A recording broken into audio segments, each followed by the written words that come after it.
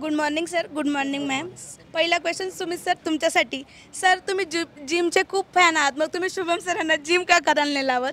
नाही, कारण तो मॅथ्सचा फॅन आहे ना, मग तो मला मॅथ्स करायला लावेल. हे मला मॅथ्स नाही जमत काही, त्याच्यामुळे. ठीक आहे सर. सर आम्ही असं ऐकलंय की तुम्ही क्रिकेट खूप छान खेळतात, मग तुम्हाला कधी असं वाटलं नाही का आपण पण IPL मध्ये खेळावं? ते आधी लहानपणी जेव्हा छोटा होतो ना, जेव्हा कळत नव्हतं ना, तेव्हा वाटायचं. आता कळतं की आता नाही खेळू शकत आपण, त्यामुळे आता नाही वाटत तसं. मॅम आम्हाला तुमच्याकडून ऐकायला आवडेल, मम्मीचा लाडका कोण, सुमित सर का शुभम सर? शुभम सर. ते का? छोटा आहे ना तो त्याच्यामुळे घरामध्ये का? सगळ्यात. हां, त्यामुळे रुई आणि परीचे फेवरेट मामा कोण आहे? सुमित सर. माझ्याकडे वेळ खूप आहे ना. का बरं परीला शुभम सर रागवता म्हणून? नाही, रागवता तसं नाही. त्याचं कसं असतं, अभ्यास कोणीच करत नाही का रे, हां हां. तुम्ही नुसतं खेळताना दिसता आणि हा काय म्हणतो, खेळा रे खेळा. त्याच्यामुळे. आणि सगळे हट्ट पुरवतो, त्यामुळे तो लाडका मामा. वेळ जास्त आहे माझ्याकडे, बाकी काही. सर तुम्ही शुभम सरांचे लेक्चर अटेंड केले का? हा, मी केले त्याचे लेक्चर. इनिशियली खूप लेक्चर अटेंड केले इथे. त्याला माहित नसताना अटेंड केलेले. ऑफलाईन का ऑनलाईन लेक्चर? ऑनलाईन, आपले ऑफलाईन वाले. आधी लॉकडाऊनच्या आधी ज्यावेळेस जस्ट नवीन होतं त्यावेळेस मी त्याचे लेक्चर्स असे अटेंड केले की त्यालाही माहित नसायचं.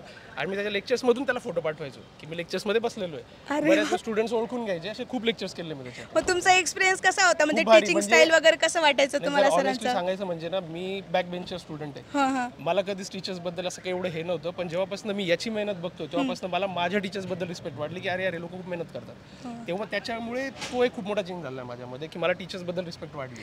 तुम्ही आणि शुभम सर एकच क्रिकेट टीम मध्ये खेळता का अपोजिट खेळता? आधी खेळायचो स्कूलमध्ये एका टीम मध्ये, आता ऑपोजिट खेळतो. मजा येते मग जास्त. खूप खुन्नस खेळता का? का हरवायचंच याला? यश सर आणि मी एका टीम मध्ये असतो, शुभम ऑपोजिट असतो.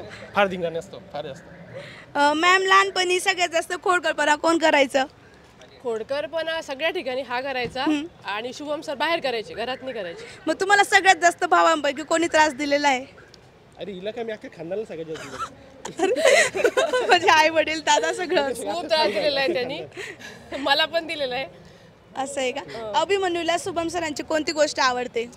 आता रिसेंटमध्ये जर म्हटलं तर त्याला कळलं की शुभम लहानपणी स्केटिंग खेळायचा. तर आता तो शुभमकडे स्केटिंगसाठी खूप जास्त अप्रोच करतो. त्याला स्केटिंग खेळतात सर, याच्यावरती तो खूप इम्प्रेस आहे. कारण तो पण आता रिसेंटली खेळायला लागलाय. तो प्रत्येक छोट्या गोष्टीसाठी सरांकडे जातो की कसं करायचं, काय. इव्हन स्केटचा कलर कोणता घ्यायचा याच्यासाठी सुद्धा तो रात्री 12 वाजता उठतो. सर तर खूप बिझी असता, मग सर त्याला टाइम देता का? रात्री 12-1ला त्याचा कॉल आमचे नाही उचलणार, त्याच्यासाठी उचलाच लागतो. त्याला मेसेज टाकावं लागतो, अभिला बोलायचं, तो उचलणार पण. अरे वा, चांगले सर. तसं आमच्यासाठी पण टाइम देतात, पण फॅमिलीला खूप कमी टाइम देतात. मग तुम्ही त्याच्याबद्दल काय म्हणणार? आता या लास्ट तुमच्या 7 दिवसामध्ये त्याची माझी भेट नाही आहे. हो आमच्या रूम मध्ये फक्त कॉमन भिंत आहे, पण आमची भेट नाही 7 दिवसापासून. सर प्रोग्राम साठी खूप बिझी तसं पण नाही होत, त्याचा शेड्यूल खूप टाईट असतो, पण होत नाही मोस्टली भेट. त्याचं जरी टाईट असलं ना, तरी पण त्याला जर असं आपण कॉल केलेला आहे, तो रात्री सगळं त्याचं संपल्यानंतर, ताई तू काय कॉल का बरं केला होता, हे लास्टला एक मेसेज किंवा कॉल असतो त्याचा. आपल्या आधी यांना कॉल जातो. हो, पहिला आम्हाला कॉल करता तुमचं सर. सगळं झाल्यावर की ताई तू काय म्हणत होती, पण असं नाही की मग सोडून द्या, असं नाही, तो करणार.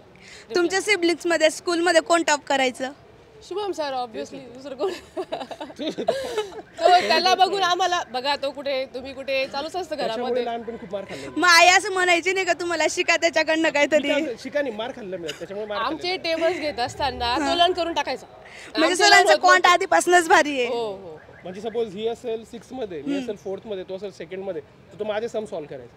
त्याच्यामुळे मला प्रॉब्लेम व्हायची, बाई. तुला काय येत नाहीये म्हणून. म्हणजे मम्मी शिकवायची याला, तो बघून बघून तो लगेच दादा अरे असं आहे, म्हणजे अजून फटके बसायचे वगैरे. तो बघ लक्ष पण नाही त्याचं, तरी तो तुला सांगतोय. तुमचा लहानपणीचा एखादा फनी मुवमेंट जो तुम्हाला खूप अविस्मरणीय आहे? फनी मुवमेंट हां भरपूर आहेत. त्रास दिलेला याने भरपूर आहे, त्याने काही त्रास दिलेला नाही घरामध्ये. मी त्याला दिलेला आहे Actually याला माहित नाहीये, तो कव्हर अप करतो सगळं काही. तो हुशार लहानपणीपासून. मी डायरेक्ट तोंडावर पडून जातो, त्याच्यामुळे त्याचे बरेच किस्से माहित नाही, ते आमच्या दोघातच. Okay sir, thank you ma'am.